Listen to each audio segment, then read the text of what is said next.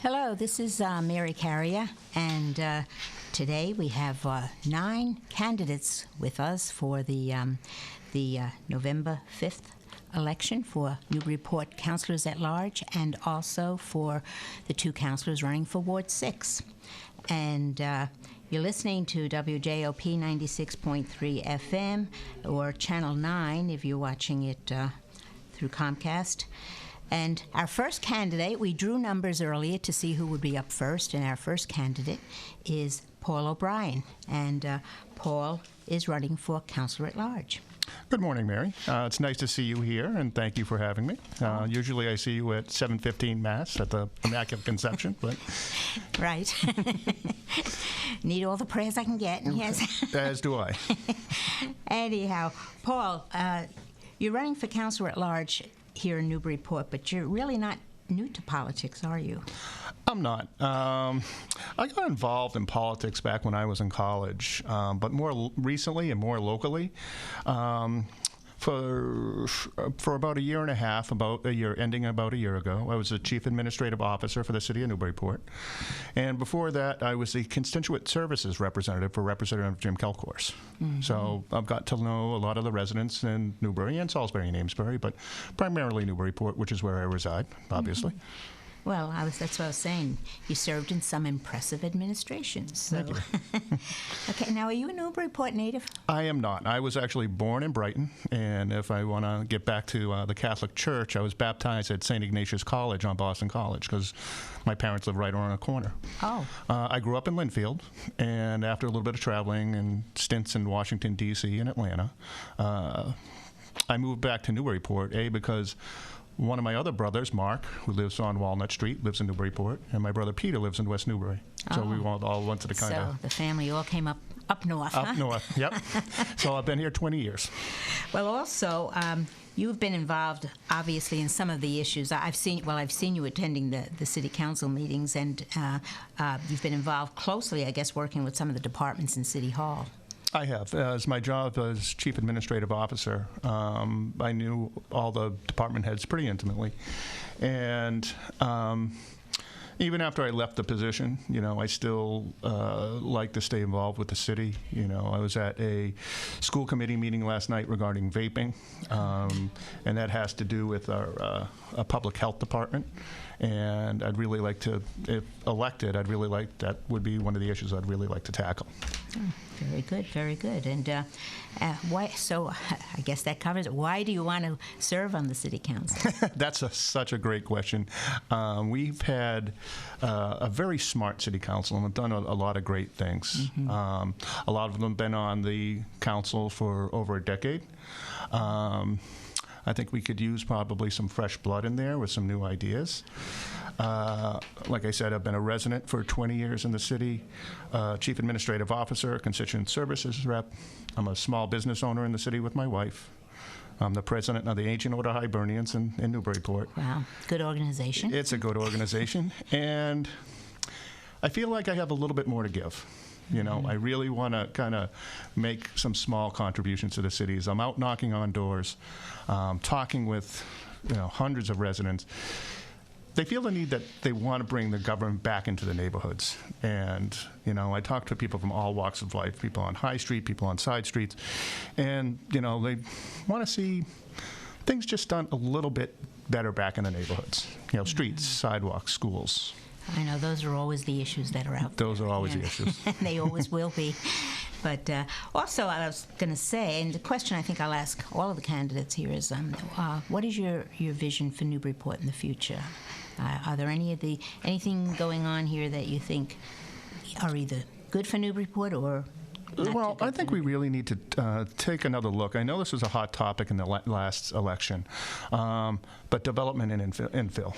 We have the Waterfront West project going on, but even smaller projects in the neighborhood where they find a developer finds a little piece of land and they either make the house bigger or add an additional house. Mm-hmm. I think we really need to find out who we want to be as a community. If we want to keep that development up. One of the bigger projects I would really like to tackle, and it's probably the biggest one, is the issue of combined sewage overflows. the release of sewage from Haverhill, Lawrence, Lowell, Manchester, and Nashua.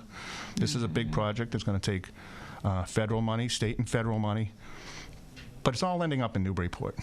Right. And my fear is somebody's either going to get sick or we're going to have another issue like those plastic discs that happened about a decade ago. And we can't just wait for that to happen.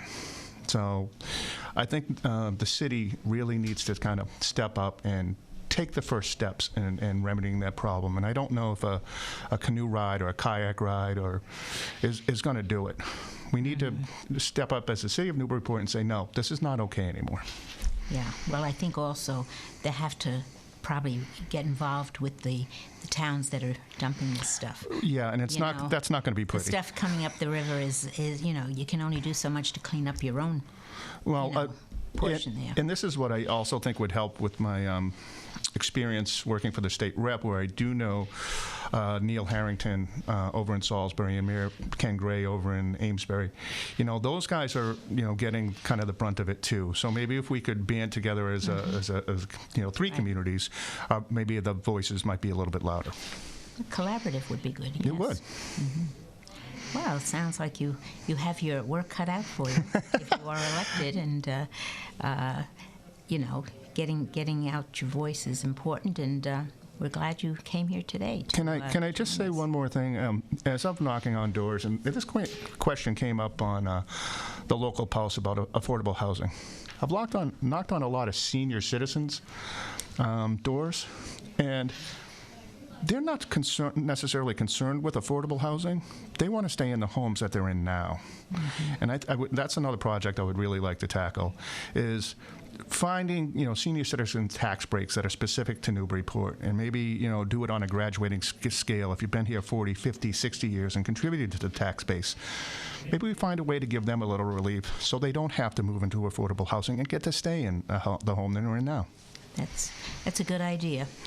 People want to stay in their houses. They do. That's true. They do. I talked to a man named George Rofe over, I'm sure you know George, and that was his primary concern. They don't want a lot, just a little bit extra help.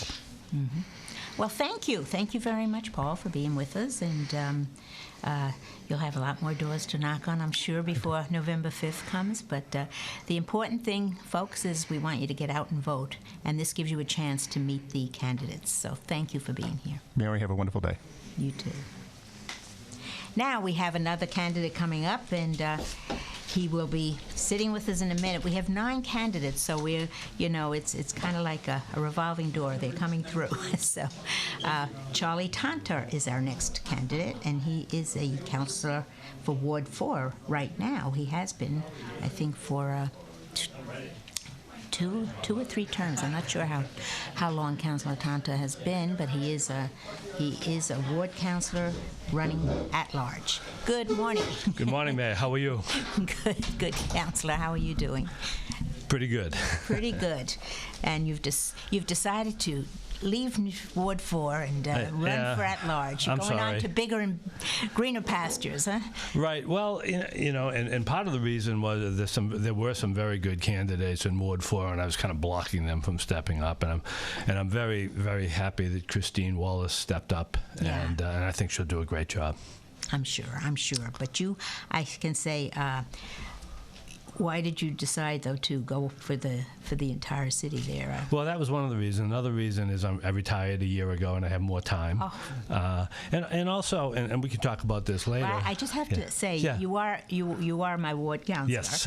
I live in 4, and I have to say that you have been very attentive to your constituents. Yeah, thank you. I try to be. So, I tell people that I always can't make you entirely happy, but I'm going to try. Well, I always feel sorry for the ward councilors because, as I was saying outside, I consider them the infantry. They're on the front lines because I was a councilor at large for 2 terms, but it's the ward councilor who's the first one they go to, and we get the phone calls in the middle of the tree. night and all that stuff. Yes. So. Well, these days it's more. It's fewer phone calls, more text messages and emails. So it's a little different, right? Well, it's good basic training. It is. Anyhow, what do you see down the line that you feel you'd like to tackle, or you know? Well, one of the reasons I decided to run at large, I mean, I've just retired from teaching economics for 40 years, and so I bring two sets of skills. I think I'm an economist, but I'm also an educator. Right. So, one of the things I did is I asked that two members of the Budget and Finance Committee be put on what used to be called the Joint Ed Committee, that is school committee members and city councilors. And so that's given me sort of a point of entry to have a lot of discussions with the superintendent and school committee members. That's a good idea, because a lot of the talk is around the contract and the school contract and the money that's being spent and how it's being spent. Right, and including health insurance, over 60% of the budget is for education. So it's extremely important from the finance side, but it's extremely important in terms of the character of the city. So, I think, just to backtrack a little, one of the reasons I wanted to run at large was to bring a message. As an economist, and I have this kind of different perspective. We've got a couple lawyers on there, we've got a couple engineers, we have some marketing people, some sales people, we have some small business people, but an economic background gives you a different angle of vision. And right now, I'm actually concerned about the fact that we are in the 124th month of an economic expansion. It's the longest economic expansion in the history of the United States. And most economists anticipate within the next 2 years that there will be a recession. No economist worth her salt is going to predict exactly when the turning point is going to be. Right. But we can anticipate that it's going to happen. And I've studied what happened in Newburyport and across the country during the last recession. We had almost a $500,000 cut in our total revenue, and we budget on about a 3% increase in revenue per year. You have a 1% cut, and you're talking over a $2 million cut, and facing that, I'm terrified of it. Would not want to be sitting around that horseshoe, that table. Any way to prepare for it, maybe? Just kind of. Well, I think one of the things we have to do is we have to be real careful borrowing right now. All right. So this borrowing $10 million for streets and sidewalks, a very, over 5 years. By the fifth year, that's $870,000 debt service drag. All right. I think. And we've already borrowed a lot of money. And we have already borrowed a lot of money. I mean, we have, a lot of it through overrides. But in the last 10 years, our tax rate has gone up by 52%. A lot of it driven by the overrides, where the voters have said, look, we want a new elementary school, we want a senior center. Right. And these things were long overdue. Yes, absolutely long overdue. So. And if you could tell me that we had another 3, 4, 5 years run in this economic expansion, and if we had room to borrow, I'd be all in. But I'm very concerned. And even if we borrow that $10 million, then we can't borrow any more money because we'd have to do an override to get because of Proposition 2.5. I don't know if a lot of people understand that, but that's a very, very hard limit. All right. So that's one of the things that I'm looking at over the next 2 years. I want to make sure that I don't want to see any decrease in services, whether it be in education. There was some tough cutback. I mean, they eliminated the modern language teaching in the elementary and middle schools, and we're trying to bring that back. And I talked to the superintendent. That's always been a question. I know back 20 years ago. When they want to save money in the schools, they cut programs. Right. The arts programs got devastated, right? This has never bided well with me. Foreign language. They got rid of foreign language, which I think art and foreign language are as a teacher, very important to a school. I fought it and tried to, but the school committee has a lot of power. And so does the teachers' union. And we've had a lot of battles. We've had a lot of battles on where I taught, in higher ed, where the first what they're doing is they eliminate the fine arts department. They eliminate. I mean, that's what when institutions are under financial threat. And so I think we can pay attention now if we're very, very careful. All right, in this next term, I think we can protect ourselves. All right, well, and that's the message that I want to bring, and that's why I'm running. And I would hope that none of the programs are cut. Cut somewhere else, some of the excess. But That's right. Now That's right. I'm not running for office. I'm just saying. Yeah, no, as a citizen, right? And because I dealt with it at one time, and it was absolutely. It's tough to see that happen. You know the pressures. You know the pressures. It's tough to see that happen. Well, that's anyhow. At least you have the background in the in both the finance and the teaching. So hopefully, it'll all work out, and maybe this recession will be avoided. I would love it if that would be the case. Okay, thank you very much, you, Mayor. Councillor Charles Tantar, running for Councillor at Large. Thank you for being thank you here. for listening. And our next candidate coming in will be City Council President Barry Connell, and he's been on the council for quite a while, and I think this has been he's just had his term as council president. Good morning, Mr. President. Not that president. How are you, Mary? Good. How Do you want me are to you put doing, these things Barry? on too, or As long as you'd like. If you'd like. Does it help? do I need? You don't have to. You don't have to. But I was trying to figure out how many terms you've been a councillor at large. You've been on for quite a while. Eight terms, and you just completed one term. Is it as council president? That's right. Yes. So Yeah. so you are. You have been involved. So and before that, you were involved in politics also, right? Well, I was. Before that, I started out. I used to be on the zoning board, but then Ed Mullen was the mayor when we tried to get the library rebuilt because it was falling apart. The old mansion was really in bad shape, and so I ran a debt exclusion campaign. And it was the first successful debt exclusion campaign in Newburyport. Voters went with it, and we have a new library. Yeah. Turned around and did the high school project the same way. That's when I was running. Was it the same time? It was the same time, and one of the big things I pushed was the library. Oh, yeah. We needed that desperately. And it's a wonderful facility. Oh, my God. So many people are using it. It's like... yeah. I use it every day practically. My wife volunteers down there and loves working down in the archives center. Yes, and they're having their book sale this weekend. They are. We've emptied our bookshelves. But then after that, I did the same thing for the high school, which was in a state that really wasn't up to modern standards and was in jeopardy of losing its accreditation because the facilities were so cramped and the building was so. Building was tired. 1936 building, it was tired. So we got that done, and when I was done, I said, I'm spending all this time doing things for the city. I might as well run and see if people want me to, serve on the council. Mm-hmm. Well, and that was a good choice. Well, thank you. So, I noticed, though, as city council president, do you miss being able to take the floor on certain issues? Oh, I absolutely do. I know as an at-large councillor, you really like to get up there and you've passed the gavel a few times, which was but it is hard to keep a lid on things and keep going and being the CEO there or whatever. So. Well, whatever you call it. I mean,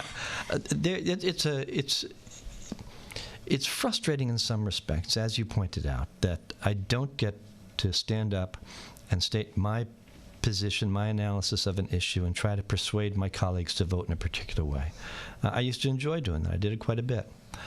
On the other hand, someone has to run the meeting. Someone has to set the agenda. Mm-hmm. And I'm proud of the work that we've done, particularly in the last couple of years, negotiating the differences between the council and the administration. As you know, having served, there's always some tension between what the council wants to do and what a mayor wants to do. And it can and has at times, not in my tenure on the council, but in previous years, gotten very acrimonious. And it's not productive. We don't get anything done when people are pointing fingers at each other. Yeah. So the thing that I think I've done most effectively and that I'm most proud of is mediate the differences between the council and the mayor, and kind of nudge them a little closer together, and always keep it from becoming personal. Mm-hmm. It doesn't have to be. People have passionate views about different issues, and that's fine. That's as it should be. We should expect that. They're all strong personalities. They are. But good councillors, I have to say. Oh, yeah. But it's very easy to get tied up on a project or an issue, and you don't want to. I will say this. I think I'm lucky in that the council we have right now is very diverse in terms of their experience and their professional qualifications and the kinds of skills they bring to the table. You know, we have 2 engineers, we have an economist, we have a small business owner, we have someone who is a regional sales rep, we have an educator, we have quite a variety of people, a couple of lawyers. Good backgrounds. Good yes. backgrounds, and we have expertise, across the council to address a lot of different issues in some depth, and I think that really serves the community well. Oh, good, very good. Now, there are a few ongoing projects, and There always are. and I was just wondering, how do you have a vision for what you see down the road? And I know sometimes they're good, sometimes not. And do you get excited to tackle these things? Do you still get excited to go in there and think about this? Look, if I didn't get excited, I wouldn't have raised my hand and said, I'm going to run again. You know, my wife thinks I'm crazy. But I retired from my career in education about a year and a half ago. And that's given me a lot more time, some people might say too much time, to spend working on issues for the city. I probably spend 15, 20 hours a week at it. I meet on a regular basis with the mayor. I meet with the councilors to help them with the issues that they want to promote.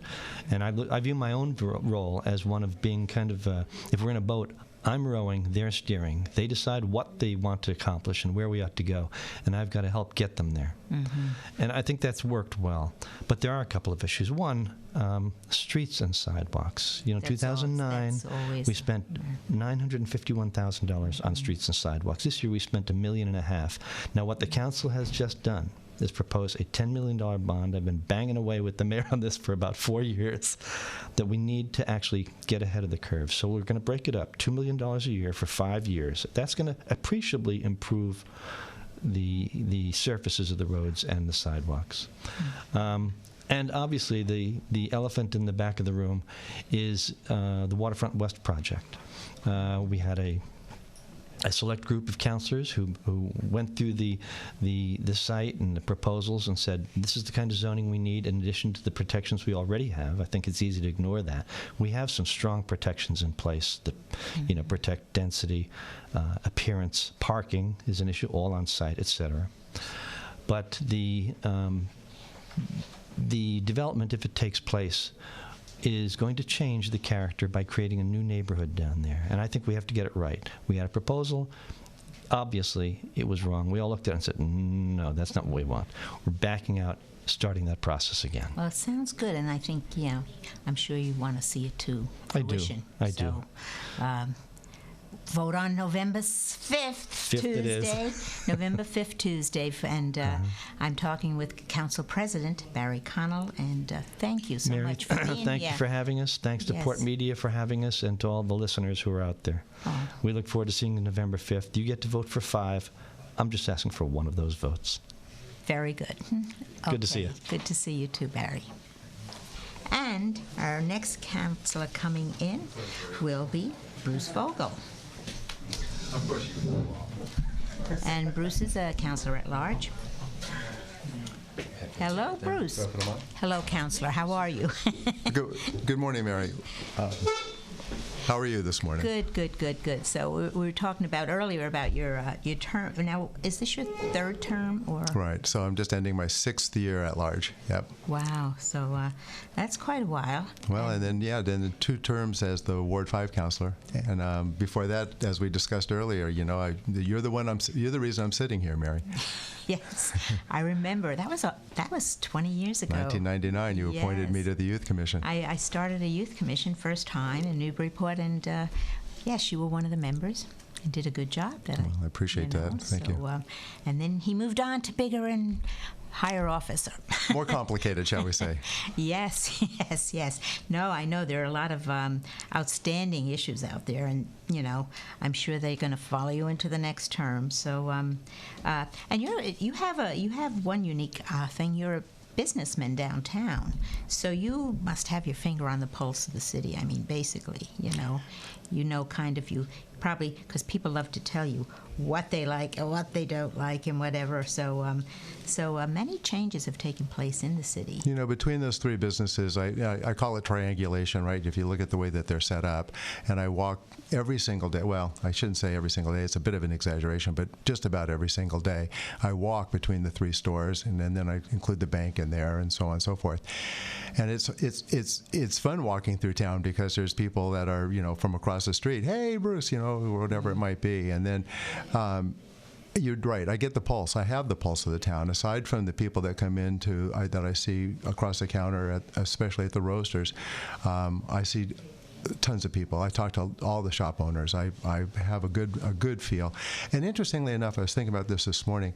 At the roasters, not only do I see Newburyport people, but I see people from other communities, and that input and their view of Newburyport is also very interesting, and their take on it. Right. And it's always nice no matter where you go. I mean, even when I was in Ireland, when you say Newburyport, people have heard of it. Oh, yeah. You know, I mean, it's like, oh, that's a beautiful place. Or they were over here working on a visa, and they went to Newburyport, and they just thought... I love having foreigners in town. Well, not foreigners. I love having visitors in town because if I see people that are looking around and maybe a little bit... maybe looking for something or looking a little confused, I act as the ambassador, and I go, hey, do you need a little bit of help? Can I help you find, you know, where you're going? It's fun. Oh, yeah. No, that's always, it's always nice. And you can always tell them because they do have this lost look on them. But they're also very impressed by it. So, which is another. The progress has been tremendous, but do you see more positive things happening? And how do we maintain the integrity of our historic small-town feeling, as you said, knowing everybody and, you know. Oh, my word. I think that's one of the things that just presses on me day and night. If we're not careful, we're going to become a downtown of eateries and real estate offices. You know, we have got to do something to revitalize our shopping downtown. We need to do something about economic development across the community, not just downtown, but also we need to reach out and bring businesses into the business park. We need to work on it. And one of the things that I would really like to do in the next session, and I've talked with the mayor about this, is bring on the position of an economic development director. Right now it's in the planning office, but bring it out of that and bring it into its own entity and work hard to see what we can do about revitalizing and bringing business back down. This is a very slow summer. This was a slow summer. It was. Very Even slow. Yankee Homecoming seemed to be, you know. So we need to find out what other communities are doing. We need to find out what the appeal is, what we can do to bring it in, bring more visitors to our town. We need to identify ourselves as a destination, and in terms of and work on that historic piece. I mean, George Washington slept in the in the church on Federal in the South Church. Well, we have businesses that come in, but unfortunately they don't stay very long. But again, we need the right kind of businesses, and that's what people always say to me. Remember years ago when we had clothing stores that were affordable and things like that, and a lot of these stores open up, but they're, you know, not everyone, the residents living here, can afford to shop them. When I ran for Ward 5 councilor my very first year, I knocked on a door and was invited in, and the woman that was there had been living in Newburyport her whole life. She says, I'll vote for you if you put a grocery store back downtown. Mm-hmm. And I don't think that's a bad idea. That right? little store was yeah. I mean, right now, you know, I think last year, if I have my statistic correct, retail sales dropped 50% across the country.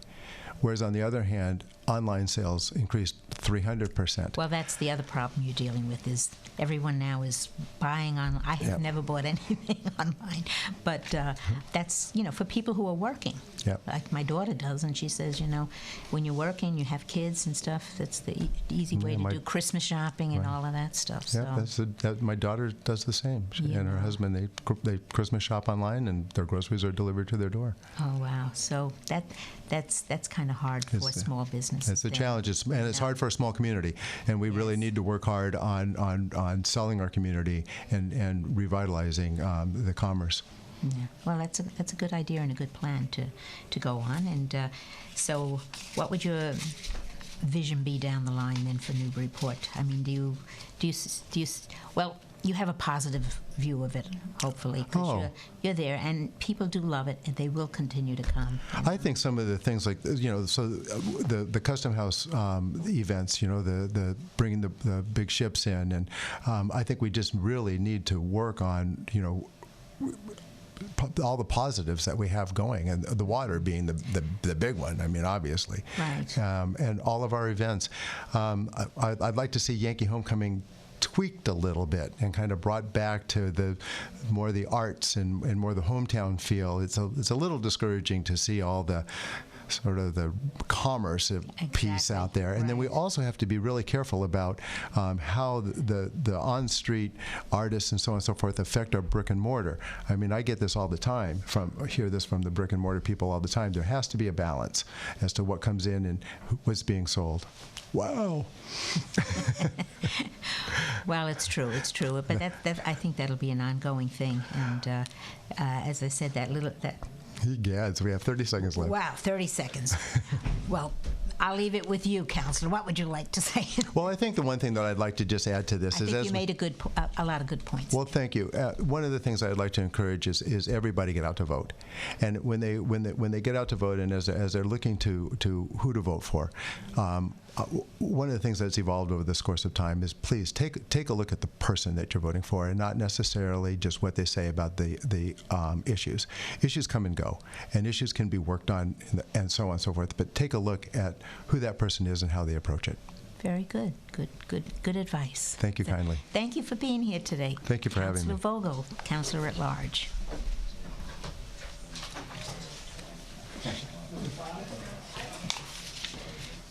And our next guest is going to be a candidate for the Ward 6 councilor seat that's up for grabs.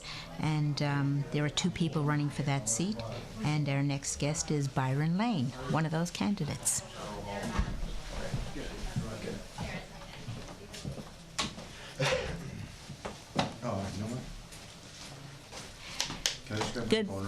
Good day, Byron. Hi, how are you?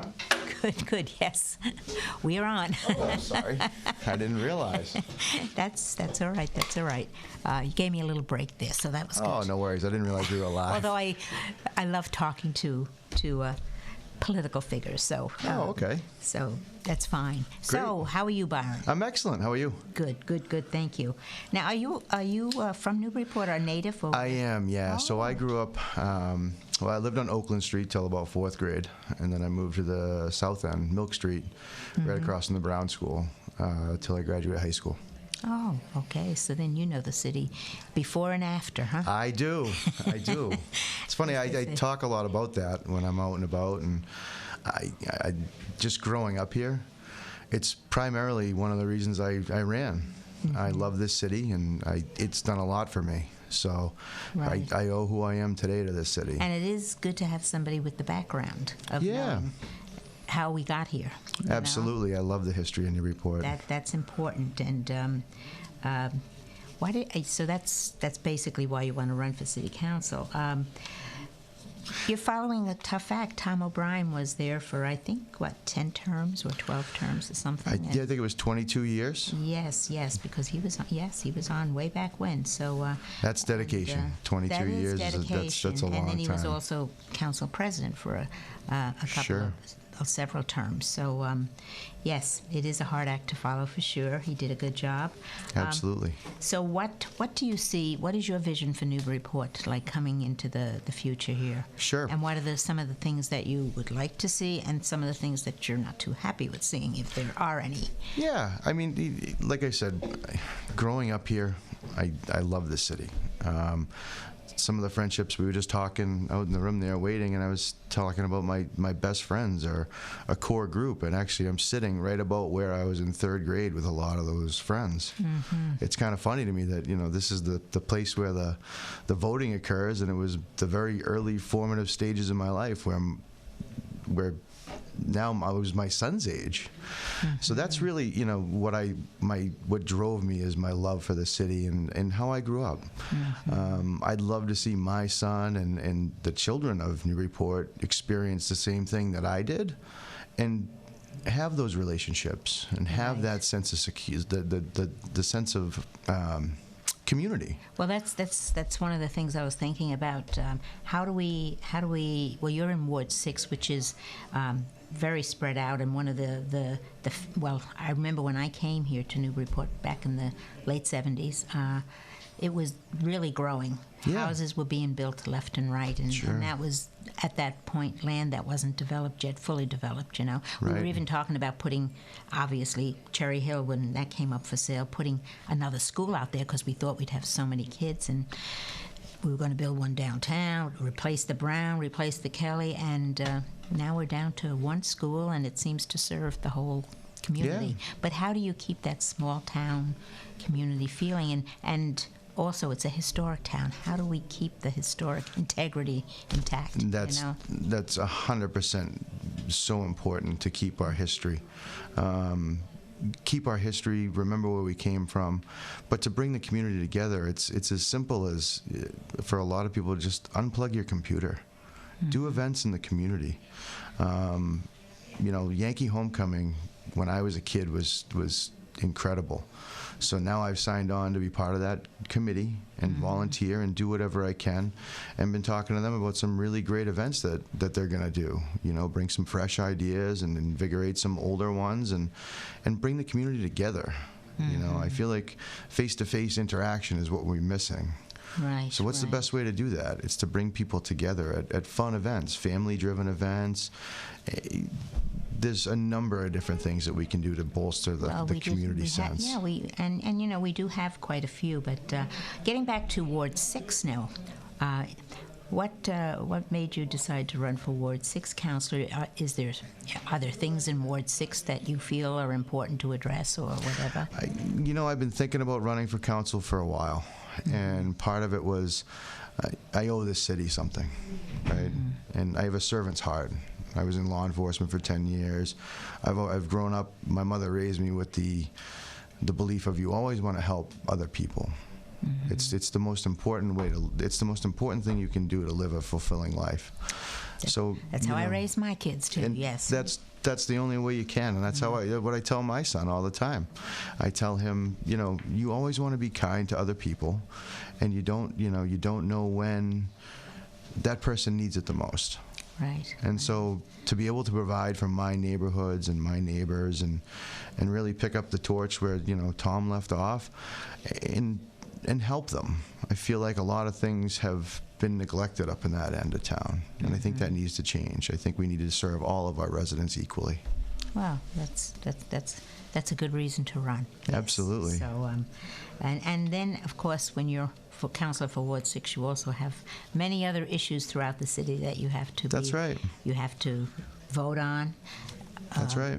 A lot of meetings you have to go to. That's okay. I'm ready for it. I love it. I absolutely love it. See, I love going to meetings too, and and I love public speaking when you can get up and tell them what you think or whatever. Yep. That's probably why I'm not in politics anymore too. But anyhow, hey, I'm happier where I am. So no, I think you have some good ideas for Ward 6, and I think you'd be a real asset on the council. So I appreciate that. and I hope to be. And the whole thing is to. There's two good candidates running, though. Too, Yeah. because I know Sarah's a good candidate also. Yep. And we'll be talking to her in a few minutes. But Sure. But it's nice when you see nice people running, and It's especially- refreshing. and especially someone who's been here and knows the community and really does want to give back. I've loved the whole process, and a lot of the things I've been able to do in terms of just helping people just out on the campaign trail and meeting all these new people. I've made some really great new friends out there. That's good. And you have a few days left to knock on doors and vote. 2 weeks. That's the important thing. Get the vote out you have on to get out Tuesday, November 5th. There's a vote in Newburyport. So That's right. thank you. Thank you so Thank much you, Mary. for I being appreciate with you us, having me here. Byron, and nice to meet you. Nice meeting you too. Thank you. Our next candidate is Sarah Hall, and Sarah is also running for Ward 6 council seat. So we're going to have her here in a moment, and Hello, Sarah. Hi. How are you? Good. That's good. That's good. So you live in Ward 6 and you're running for Ward 6 councilor. Why did you decide to jump into the race? Huh? Well, I have been living in Newburyport for almost 10 years now, and I got involved right away, volunteering. I'm very involved in the arts community and in the schools. I have 2 sons in the public schools.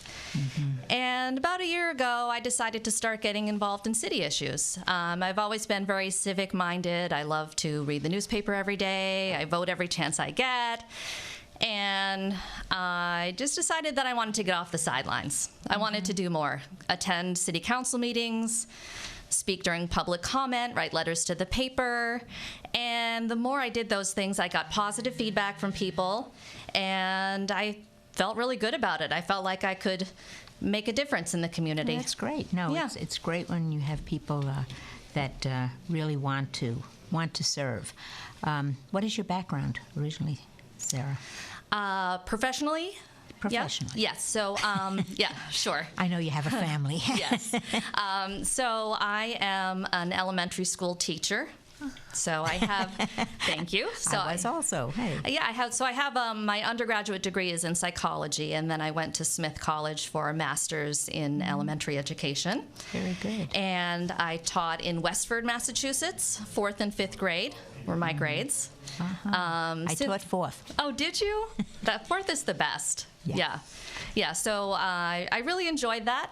But once I had my first son, I needed to scale back from that and focus on parenting. And but I still can't quite get away from the teaching. So I've done little things getting back into teaching through working in volunteering in schools, working in museums, and since moving here, I've been working at Joppa Flats Education Center, and that's really become my professional focus. Right. I started out as a volunteer, and now I'm a lead naturalist running environmental education programs. Very good. And that's really big for me, getting kids outside, connected to nature, encouraging environmental stewardship.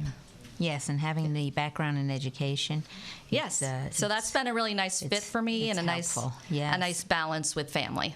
Yeah. Now, as a Ward 6 councilor, you will have other issues to deal with on the council. So we've had, well, especially where you are, I was just saying, you've had a tremendous growth, too, in the last 20 years. Well, True. I think it started when it was going on when we first moved here, which was the late 70s, and new houses were growing up all over the place, new developments, and then Cherry Hill, when 20 years ago when I was in office, that came along, and so what do you see in the future? What is your vision for Newburyport down the road?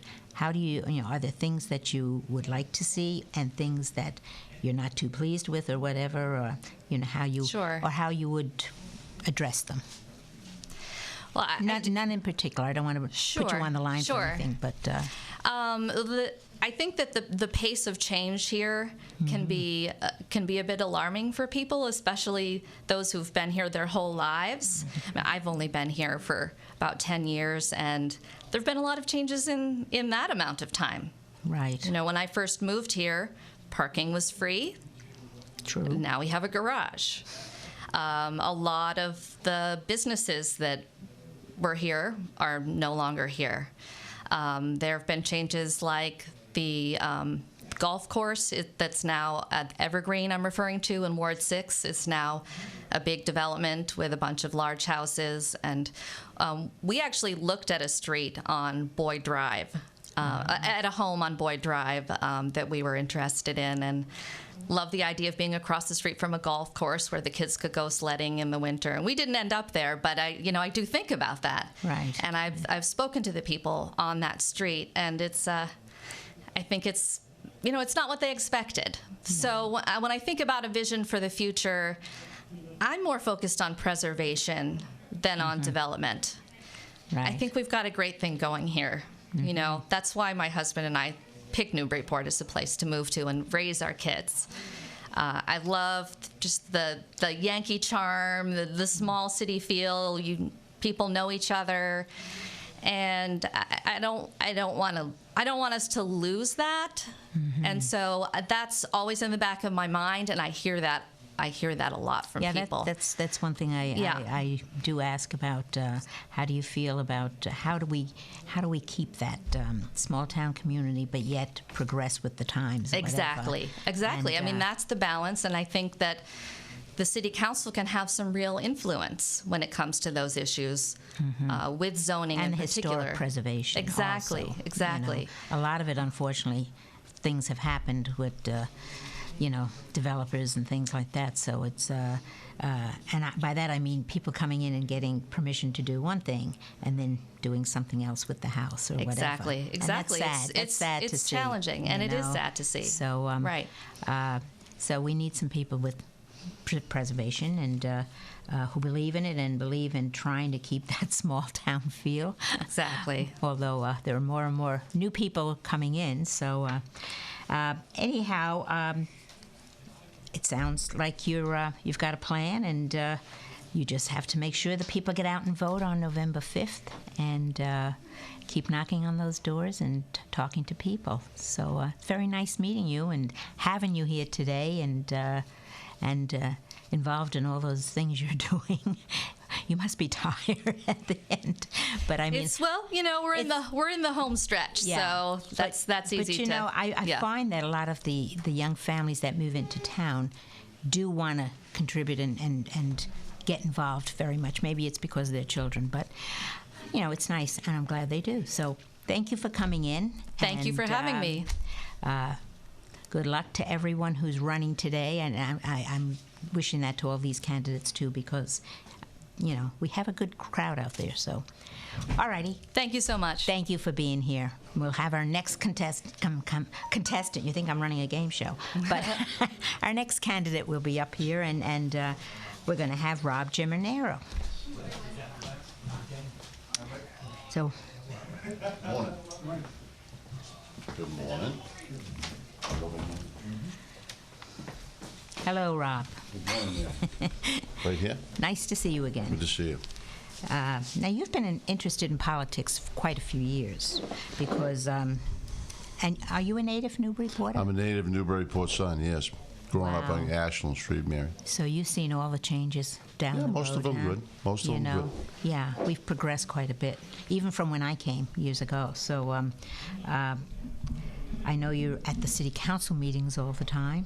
I had a streak I didn't miss for 5.5 years, including quite a lot of other meetings. Wow. It's amazing how they all tie in together, too, Mary. And I know when there's an issue or an agenda, which brings many members of the public in for public comment, you sign up for public comment, and I have to say, you speak well.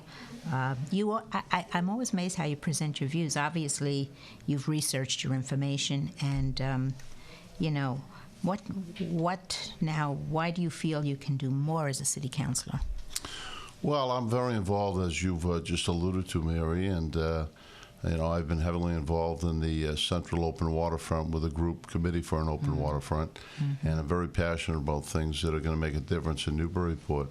That 8.4 acres, if it went unprotected, would be a great loss to the city. So when I see something that's worthy of getting involved, I certainly get involved. For instance, I helped secure Lower Custom House Way back for the city with the help of longtime waterfront advocate, Attorney Bill Harris, and Ward 2 Councilor Jared Eigenman. So we worked together and made sure that happened. I spoke about it about 10 different public settings, and Bill and Jared did, Attorney Harris and Attorney Eigenman did the legwork, and we got it done. So I'm very proud of that accomplishment.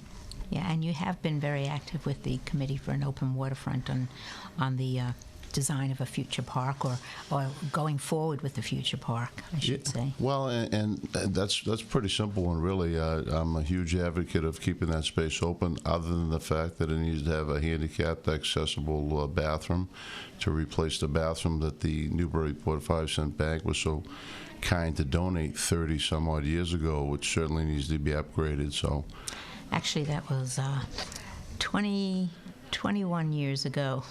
And Okay. we got those put up in 3 weeks for Yankee homecoming. Well, because imagine that. Up until then, it was Jiffy John's because there Yeah. were no public bathrooms in Newburyport. So they were put up for temporary use, but here they are, still 20 years later, being used. So.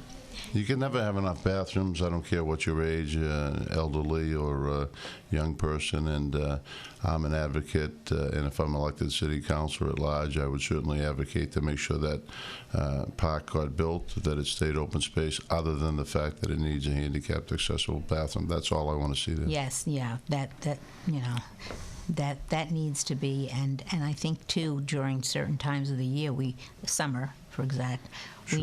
we need more public facilities. No like question that, about that. You know, so it used to be just the police station and downstairs at Ciro's then, the Oh, firehouse sure. there, Yeah. and they were the only public bathrooms we had. So then putting up the one there served a purpose. That was good. Yep. And as I said, it was temporary, and here it is, 21 years later or something. So, Wow. but they still work. Yeah. So, what's your vision down the line for Newburyport? Because you've seen so much happening and you've been involved too. Well, I'm very concerned about Waterfront West too, Mary. Now that you're touching on it, that's a vital area to the view of Newburyport coming over the bridge from Salisbury. The idea that the NED, New England Development, would put large-scale buildings. They're talking about 8 buildings, 4 stories high, with the mechanicals adding another 15 feet to that, being 10 feet away from, lack of a better analogy of the building, the Interlocks building with residential condominiums above. And although they don't have the right to the view of the water, it just seems ludicrous that they would install 8 buildings in there. I'm very passionate about protecting ways to the waterfront, which are also down at the central waterfront, but I'm very concerned. And I think what people are losing in all this, and I tried to point out to the planning board at a meeting one night in my public speaking effort, these are going to be Airbnbs. And what we ought to be doing is protecting the interest of Newburyporters going forward here, and not going out of the way to help developers do what they want to do. For instance, Michael's Harborside has 80 of their own parking spaces, and the overflow goes into the boatyards, which are empty in the summer. They need no less than 200 parking spaces in the summertime for that restaurant. Mm-hmm. That's 120 spaces just for the restaurant, never mind what they're planning on building there. So any developer is going to have to pitch in for infrastructure however they go about building their development, and I'm going to be the city council that's going to be tough on developers. Well, there certainly are a lot of them in Newburyport, and as I said, that Waterfront West is going to be quite the project, and you have to keep the council is going to have to do their work, and the mayor keep their eye on that project. So. You know, when I've been acting as a city council without being a city council, Mary, touching on other subject passion me, streets and sidewalks. I championed the sidewalk ordinance along with Councilor Devlin and Councilor Eigenman that holds the contractors accountable, that when you get a special permit or a variance, you have to fix that 100 feet or so in front of your project to finish it off as you should. Mm-hmm. And I don't care if we're doing 100 feet at a time. The sidewalks in concrete or brick only need to be done properly. And again, I can't stress that enough. I'm going to be the one that's going to be tough on contractors in this city. Well, you're certainly not afraid to voice your opinion, and I appreciate that. And usually it's, you're on track with that. So thank you for being here today, and continue out there knocking the doors and doing what you have, because you have 2 weeks left from today for voting. And so we're here to remind people, get out November 5th and vote. Thank you very much, Mary. Thank you. Thank you, Rob. Well, that goes quick. I can talk for an hour to you. Yeah. And we have. Next we have Afros Khan, or actually Joe Devlin. Joe's here, is he? They're both here. Afros is up right now. Oh, okay. Okay. Thank you. Good. How are you? Good. We have Councillor Afros Khan joining us. Good morning, Councillor. Good morning. How are you? Good. Busy morning for you. I think for you too. Well, I'm glad you're here. Oh, well, thank you So- for having all of us here. Now, have you had 2 terms yet, or No, this is actually... you're going to be your second I'm term? running for my second term, Ah. yes. Okay, and but you've been very busy on the first term, I have to say. Oh, huh? gosh, yes. As all, I think, counselors, it's been a really busy last 2 years, I think. Yes, there's so much going on. Oh, there you know? really, yeah. You know, so how have you enjoyed it? Oh, I've loved it. It's Yeah. been very educational, and I've learned so much through the process. And I really have come to appreciate, I think, the amount of effort this position takes. And I know a lot of us go into it for different reasons, but it really is like pure volunteerism, pure Right. doing something with no other motivation except for just serving the city. And I really value that. It's been a great experience. And, you know, people don't understand when you say, you know, city council and there's 2 meetings a month, but it's so much more.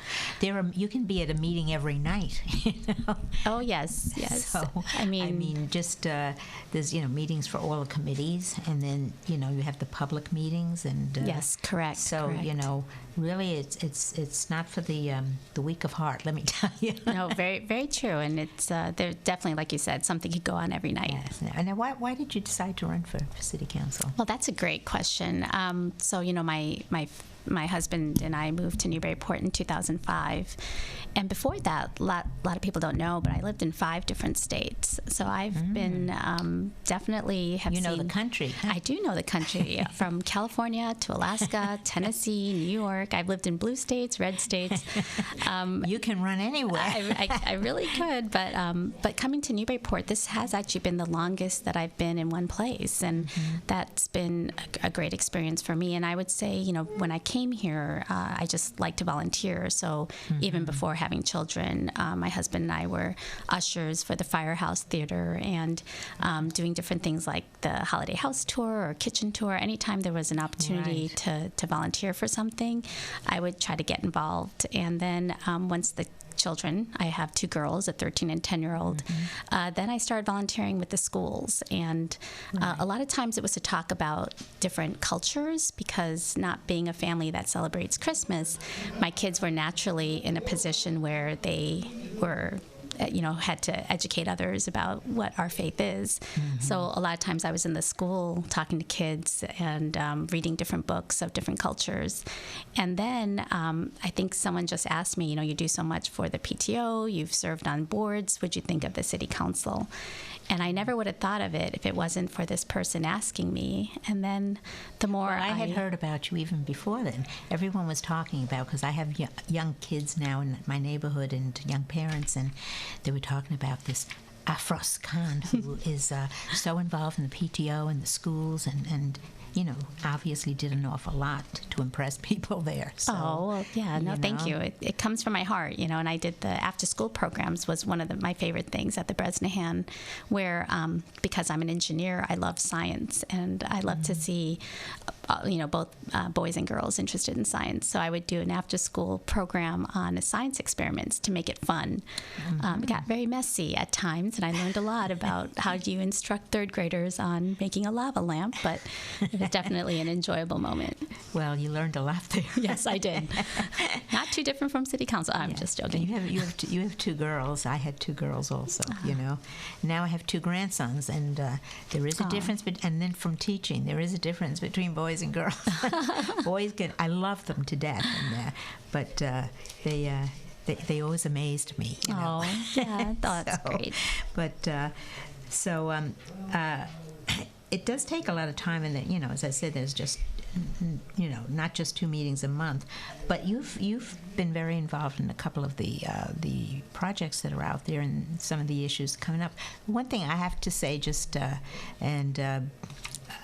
you, when you get up and you speak, you have obviously done your research and you've prepared well for it, and you always give you know, sometimes you can think one way and you give an opinion, you show another view of how you can look at something, and also I like the fact that you like to go through the you know, there are certain rules to committees and voting on things, that, you know, it should go through a committee and all that stuff, and Correct.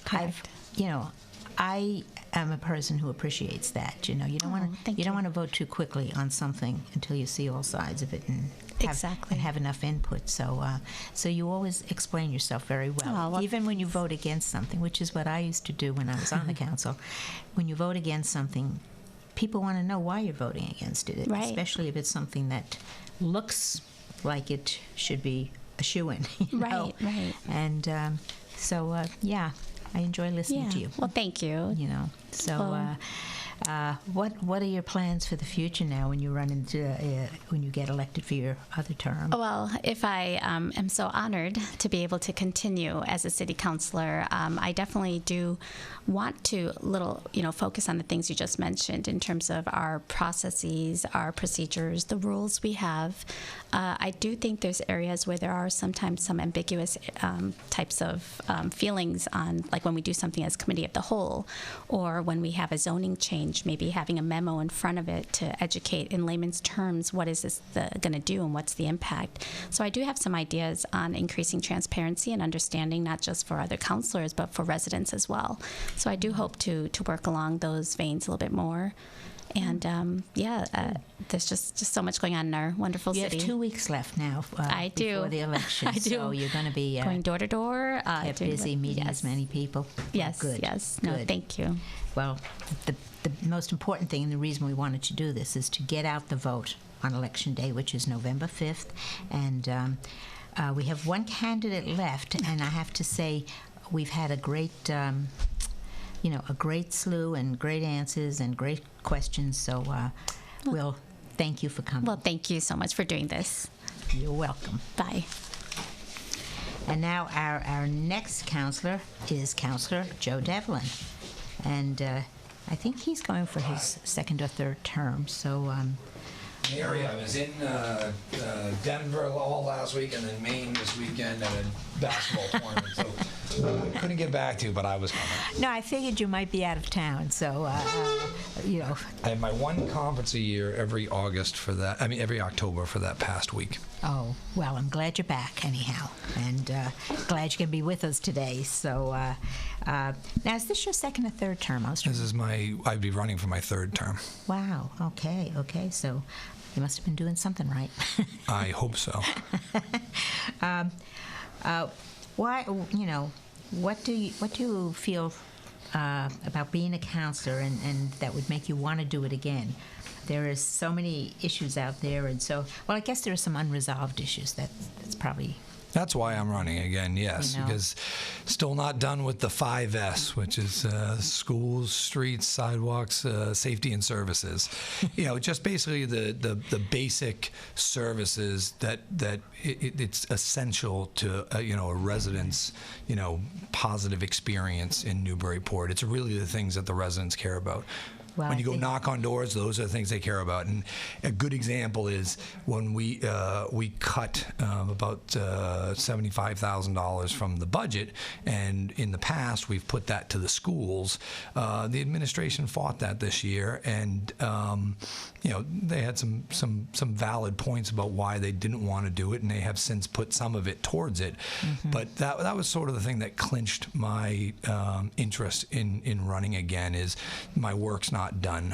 We've gotten a lot done with sidewalks and streets. We've got a $10 million bond proposal over the next 5 years that Councilor Igerman and myself sponsored, and I'd like to see that through. I'd like to see more funding from the schools.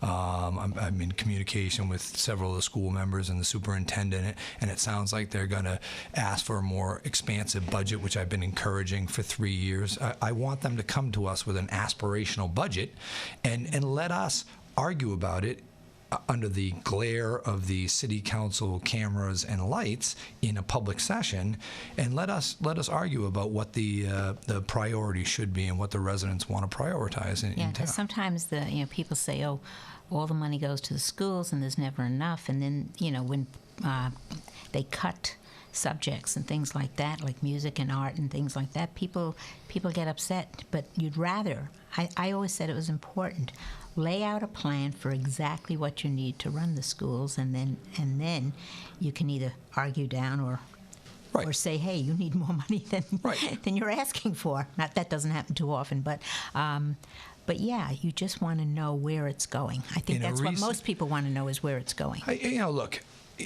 people do say, oh, well, half our budget goes there. Half of every every community's budget goes there, because it's one of the most important jobs we have as a community is to educate our children.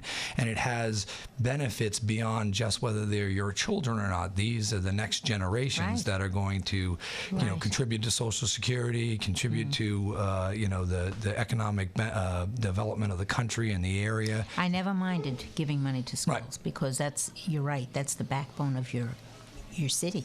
So I would like to see, that really prioritize. Again, we've been talking about world languages since I've been on the council, and we haven't added anything to the middle school. We've added some segments, but we've added some additional class time, but it's still not a full-time class, and the offerings are still Spanish and German. And there are other languages out there that people are interested in taking.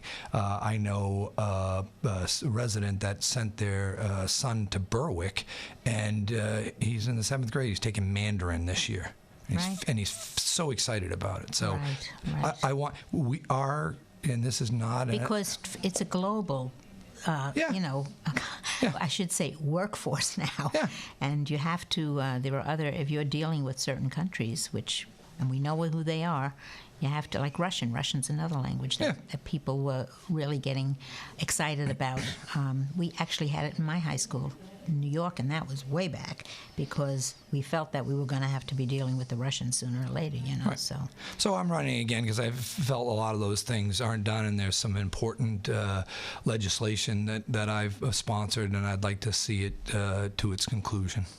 Now, as far as the future, your vision for Newburyport, there are probably some things that are out there that need to be resolved. Some of them you probably support, and some of them you probably don't. And I'm not going to ask you which ones, but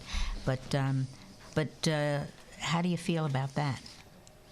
What, the vision of Newburyport? Yeah, it can be anything. I think development. We're economy, a unique community. The business. We aren't like Portsmouth. Portsmouth has an expansive area and an expansive commercial area. Portsmouth is much larger than us geographically, but I think our uniqueness is the fact that we're so condensed. There's only so much that can be done here, and I think we can maintain our small town charm. And not just our small town charm, but the positives about being in a small town. People knowing each other and being able to while also having some aspects of a city, and I think that's it. I would like to try to maintain that balance. And frankly, I'm a consensus builder. I'm a middle of the road guy, and I always look for where we can have some agreement. And I think that's a good place to do it. I think most people want to have a little bit of big city feel. That's where the real friction is amongst our residents, and but also maintain the small town feel of Newburyport and keep the historic integrity of the city, which is I grew up in a 300-year-old house, 17th oldest house in New Hampshire. Right. Yeah. So you can appreciate that on some days. Oh, okay. Gee. Well, Did you get to all the important questions? I think so. Yes. I would just say when voting for me, I just want to hear 5S. from you. I'm just here to kind of keep it going, but I do have to say, when you get up, you make good arguments at the council, and usually rational, and so. Keep doing whatever you're doing. I appreciate it, Mary. It's always nice to see you at the city council meetings. And Election Day is November 5th, so hopefully you will all get out and vote.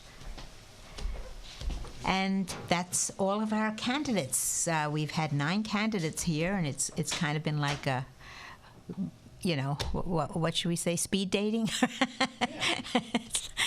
And Tyler, thank you for your help here. And as you can see, though, and hope you learned, there are great candidates running, a good lineup, and you have a good choice there, and hope you learned something from today's talks and interviews. So thank you all for listening. Mary Carrier saying, get out and vote on November 5th. Thank you very much. Oh, and also it's going to be on the other station. It's going to be 9 o'clock and 7 o'clock at night for replayed from now up until the 2nd of November.